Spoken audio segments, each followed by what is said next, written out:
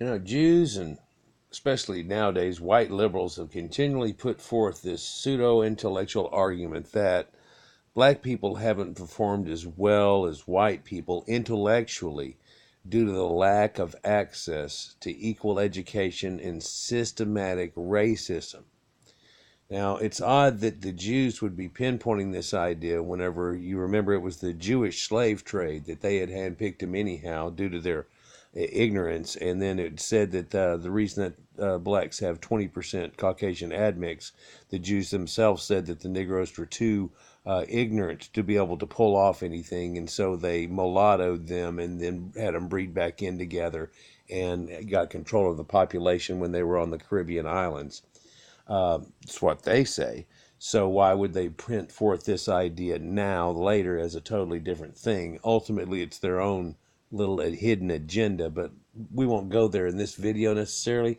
Ultimately, they believe that because blacks were brought over as slaves and have only recently been freed, they simply can't perform as well as white people until parity is achieved. Well, blacks were illiterates. The entire black population, all of Africa, was pretty much, or sub-Saharan Africa, Negroid Africa, was illiterate until just recent times. In fact, the people that were on the slave ships, they say, you kept us from learning and all these things. Actually, we were the ones that first taught you speech and language skills to form writing. I mean, you had a language before, but it was considered to be gibberish. I mean, the world isn't listening to some Bantu dialect. It's not a correct language. It's not a very enhanced language. The one that everybody's adopting is the one that you're listening to now.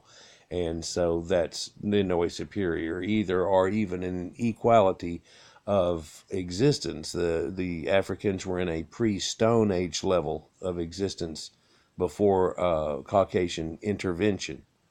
They have never created the wheel, large stone monuments, lasting cities, houses above one level. They're all just made out of sticks and wood or dung even.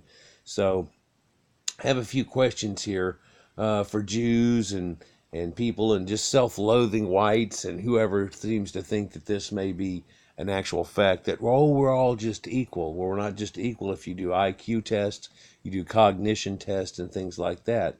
There's a few things that kind of point this out a little bit easier than other things, though. One thing would be a lot of people were slaves. Irish were slaves. 6 times more whites were slaves than blacks, yet somehow they got over it and were able to make airplanes and fly to the moon. Chinese people were slaves as well here in America for a long time, and they're able to operate and do well. They make things like Chinatown in San Francisco and not slums and things. Blacks can't even hold on to Harlem. So it has something to do with more perhaps the mentality of the people that are behind it. So moving forward from the abolition of slavery in 1960, it's reasonable for the world to believe that black people have been so impoverished and persecuted since that time that not a single black family could afford to spend only a few dollars, maybe, perhaps, on something like, I don't know, maybe a chess set. Because this teaches you cognitive reasoning. It teaches you all types of, just strategies and things like that. But it sets your minds up for a lot of mentality. And if you'll look, the top 100 greatest chess players in the world are all white Asians. So are we to believe that blacks have been kept away from playing chess? There's some sort of conspiracy by white people that keeps black from achieving status in chess? Surely they can play chess. I mean, I know that black people are good at chess, but good at chess and then incredible is a different thing. Moving forward, when you get to the 1980s, it's reasonable that people have been persecuted that they couldn't afford maybe one of these, a Rubik's Cube. We got those as kids. You get them in a stocking every year for Christmas or something, and it's looked at as just being a joke type thing. The 3-cuber here, 3x3 cube, is fairly difficult. The 4x4 is extremely difficult, but they have people that are doing cognition tests like this, and how fast can they get it knocked out? And look at the whiz of some of these, where the mentality going through their mind on how to fix everything and how quick it's going. They have competitions, and it's supposed to take 30 seconds, and then you have a brilliant cognition if you can do it in under 30 seconds. This guy can do it one-handed.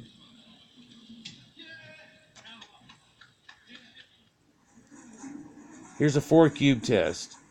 Totally mixed. But you can see the wheels going through his mind, how fast it's going. He's just blah, blah, blah, just knocking it out. He's able to go and do the next problem, and go to the next problem, go to the next problem, and cognate at a rapid rate. Does he beat 30? 26. Yeah, check this guy out. He has a blindfold. What the hell is he doing? He's just looking at it. He's not doing anything. Watch this. He's already 7, 8 seconds into it. Can he beat the 30? Wasting the first 10. Not even looking at it. The lady's blocking. Just on looking at it and his cognition on how he would figure out how it goes all the way back together. 25.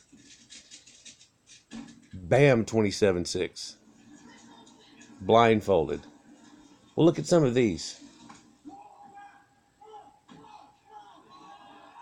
The kid pulls off a 4.9. Watch what this kid pulls off.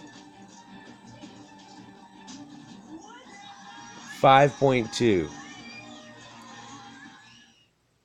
course, sometimes it's easier than others, and you have a mix and you have to go back and forth, back and forth. How about another one? How about Legos? You can purchase them by the bucket. It's pretty cheap. Kids use them for building skills and cognition of things and how to create things. It makes it where you can create things. It opens up your creative cognitive mind.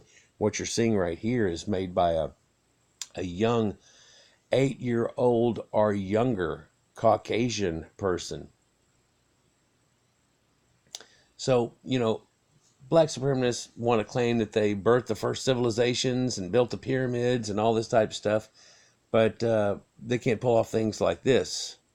One weird thing about that, they say they're the oldest people on the planet, yet the oldest modern Negroid skull ever found is only 4200 BC. Look it up, you'll find this to be true. Then look up oldest Negroid skull, and you'll find an older one at 12,000 BC, and that's a or like a Cro-Magnon type of Negroid. And so it shows you that Negroids are really a very recent mutation that's happened, and they haven't been around a very long time at all. They are the last thing that came about. Modern humans as a modern form have been around for at least 38 to 40,000 years in the exact form that we are now. We're more intelligent, we've got more things going on, but pretty much the same form as now are what we call the modern human Caucasoid, the Adam and Eve, or whatever people. So they're not the first people on the planet, and no, blacks didn't build the pyramids, and surely the West Africans have nothing to do with the East Africans or any of that area, and no correlation whatsoever. But let's just move on one more here. How about Simon Says? Now Simon Says it's a 4-tone pad, and dee-doo, and then you have to match that, and you have to go on. Well, supposedly a 93-step pattern has been memorized by a human, and was able to do it. This guy's got it so memorized, he's finally recorded it whenever he got up to a world record right here. And all he's got to do, if you'll remember, is memorize the entire thing and the last one. So he's just going through it, waiting for the last one, and then he's got the rest of it memorized already. A 93 sequence. So video games themselves, I actually had a few world records on video games when I was a kid. My brother had a world record on a video game. Some friends of mine had world records on a couple of video games. Back in arcade times, back in the 80s and stuff, with games like these and Galaga and, and Asteroids and so on, and Defender Stargate. And black people don't show up on these. I've played games with black people for years and stuff. They do fantastic. They do real good. But do they top the charts? Not necessarily.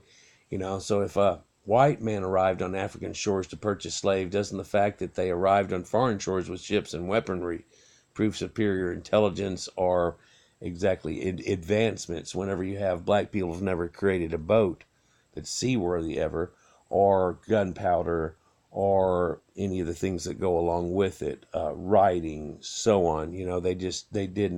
They weren't at that level yet. And many black countries still are not of that level at this point. I'm not sure if they've made really a good seaworthy boat at this point. But of course, all of that would be after Caucasian demonstration and examples in front of them. So it's nothing that they pulled off on their own like the Caucasians had done in the origin of all these things. So I know this comes across as terrible and wrong, but it's just truth of fact. And for people to sit around and try to say, oh no, we're all even, it's just these areas have ghettos and they do more than 50% of the crime, even though they're only 12% of the people, doesn't allow you to cognate that correctly. And whenever you look at things like IQ and things like that, it shows you where the problem in the entity is. And they're really not getting any help at all. Now, with the fact that black people have taken into a culture of being ignorant and not speaking correctly and yo, yo, yo, and all this stuff, and Ebonics is taken over to where it's not even speaking correctly. So you don't even have a foundation that you can work off of real well. And then, you extrapolate that. I've literally seen them where they laugh and go, and that's books. And you're like, wow. That mentality is not going to get you anywhere. And it's truly not. And you can see one group of people here has taken and made machines and airplanes and now gone to the moon. And back in Africa, lo and behold, they haven't really done much. Sure, blacks have done stuff here in America, but that can only be tabulated now when you compare the two to the fact that they've been domesticated now and then they're in America now and have learned all the things that they learn or would learn in a Caucasian society. They've adopted our culture. They even pray to our Caucasian God now in the Bible. That doesn't even mention blacks and everything, but that's okay too. It doesn't mention Asians, Eskimos, or Amerindians either. But hey, what the hell? Anyhow, guys, I just thought I'd touch upon this. I saw that Rubik's Cube thing and thought I would put this together for you. Have a great day.